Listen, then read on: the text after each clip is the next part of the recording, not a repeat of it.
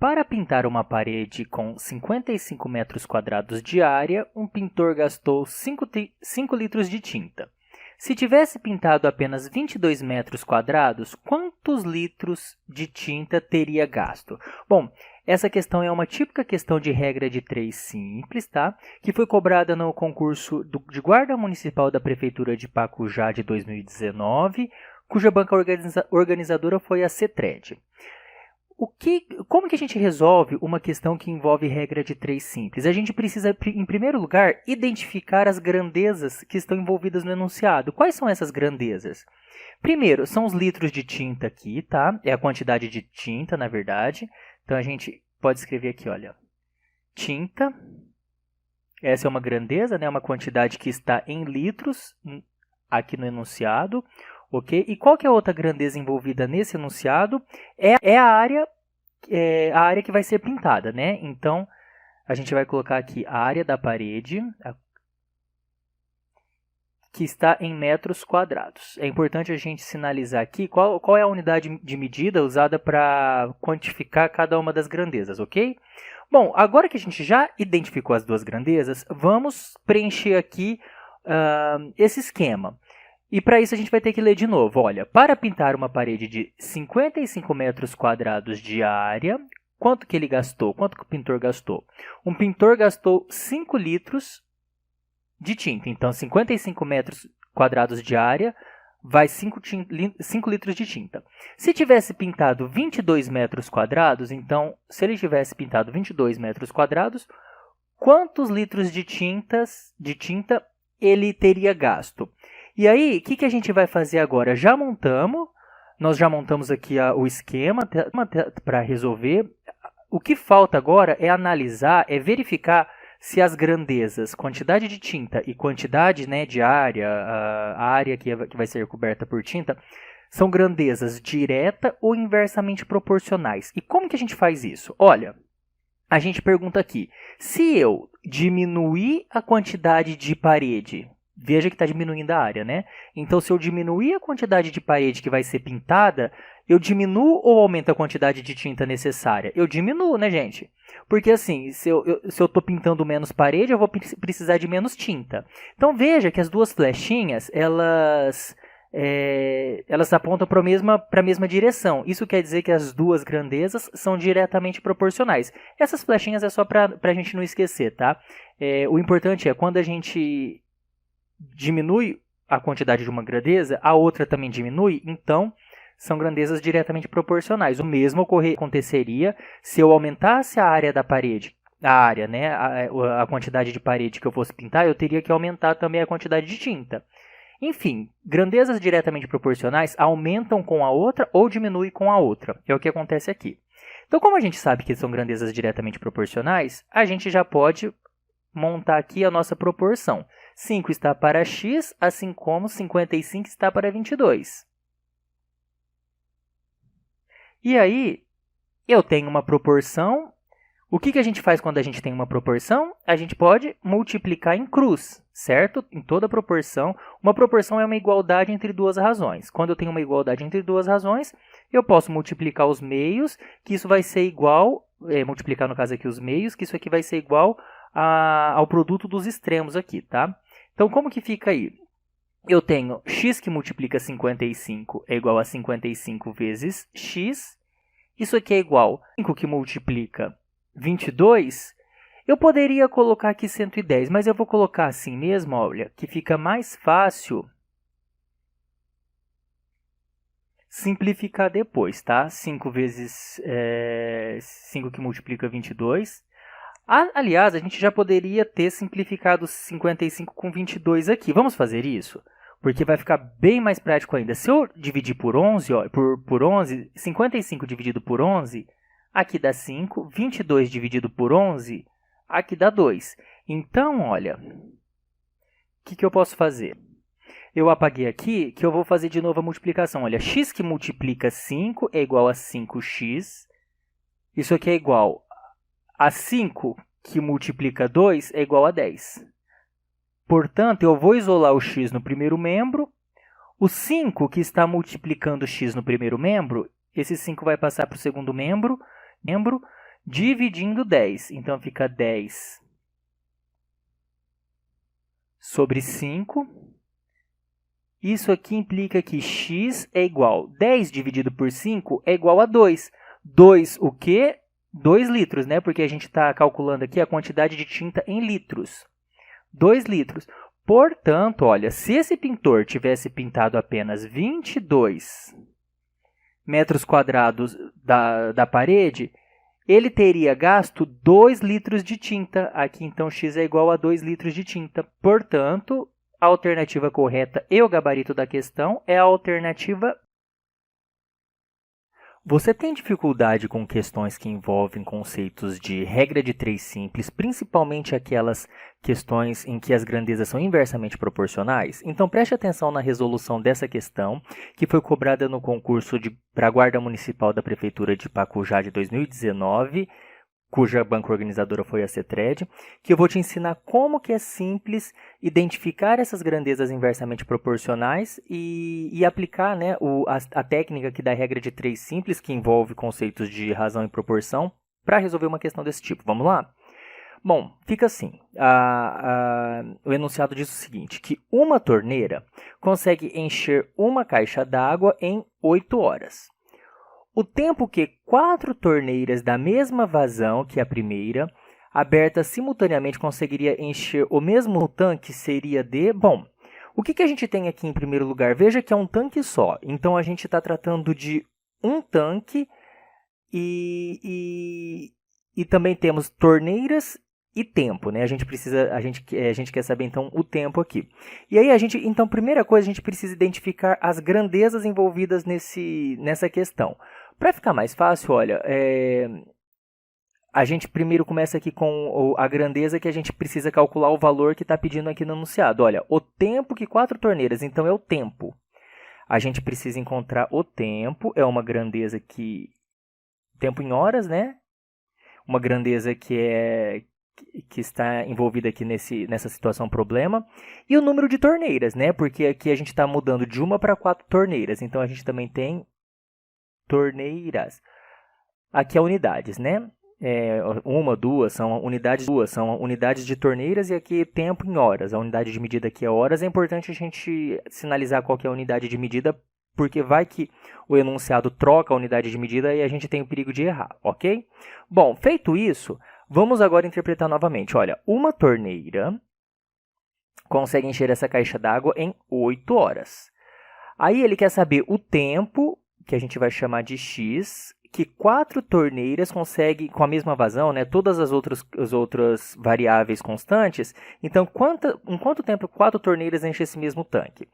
E agora que tem o pulo do gato. Perceba que, se eu aumentar o número de torneiras para encher determinado tanque, o que vai acontecer com o tempo? Eu diminuo o tempo, né? É evidente, se tinha uma torneira, eu vou necessariamente gastar 8 horas nesse contexto desse enunciado. Mas se eu aumentar o número de torneiras para encher, eu vou gastar menos que 8 horas. Isso aí é fácil perceber fazendo essa lógica, ok? E aí, quando uma grandeza aumenta enquanto a outra diminui, a gente está tratando, então, de grandezas inversamente proporcionais. Veja que o tempo é uma grandeza inversamente proporcional ao número de torneiras. Por quê? Enquanto número de torneiras aumenta, a grandeza tempo vai ter que diminuir. Vai diminuir necessariamente, por isso que são inversamente proporcionais. E outra coisa, quando a gente diz grandezas, grandeza matemática, grandeza física, grandeza, é tudo que a gente pode medir, ok? Com número. Veja que tempo é uma grandeza porque a gente mede com número. Torneira também é uma grandeza porque a gente mede com número. Bom, já identificamos, já montamos aqui o esqueminha da regra de 3, já identificamos aqui as grandezas envolvidas e que são inversamente proporcionais. Agora, a gente vai resolver. E como que a gente resolve? Por que eu coloquei uma flecha para baixo e uma para cima? Para sinalizar que são inversamente proporcionais. Se são grandezas inversamente proporcionais, elas estão na razão inversa uma da outra. Então, eu copio os números aqui da grandeza que tem o x, do jeito que aparece aqui, 8 sobre x, e copio o inverso dessa outra grandeza. Eu troco, em vez de eu colocar 1/4, eu coloco 4 sobre 1. Essa é a grande pegada, é a grande diferença entre grandezas inversamente proporcionais e diretamente proporcionais. Porque se fossem diretamente proporcionais, eu não inverteria nada aqui. Ficaria 8 sobre x, 1 sobre 4. Mas como são inversamente proporcionais, na hora da gente montar, isso aqui é uma proporção, a gente troca qualquer uma das duas, né? Geralmente a gente troca que não tem x, mas tanto faz, trocar uma ou outra. O fato é que a razão de uma é igual ao inverso da razão da outra. Feito isso, a gente tem uma... E agora que tem, né, o conceito... Por que regra de 3 envolve conceito de razão e proporção? Porque aqui a gente tem igualdade de duas razões é uma proporção. E o que a gente faz quando a gente tem uma proporção? A famosa multiplicação em cruz. Então, o que vai ficar aqui? X que multiplica 4 é igual a 4x. Isso aqui é igual a 8 que multiplica 1 é igual a 8. Isso aqui é a propriedade das proporções, tá? Eu vou continuar aqui embaixo. Olha, o 4 que está multiplicando o x no primeiro membro, como eu quero isolar o x para encontrar o valor de x no primeiro membro, eu vou passar o 4 para o segundo membro. Como que ele passa para o segundo membro? Se ele está multiplicando no primeiro membro, ele passa para o segundo membro dividindo 8. Então, ele passa aqui dividindo 8. Portanto, o meu x é igual a 8 dividido por 4 é igual a 2. 2 o quê? 2 horas, porque eu estou procurando um x, né? Eu estou calculando aqui um valor de tempo, né? O valor da grandeza tempo que está medido em horas.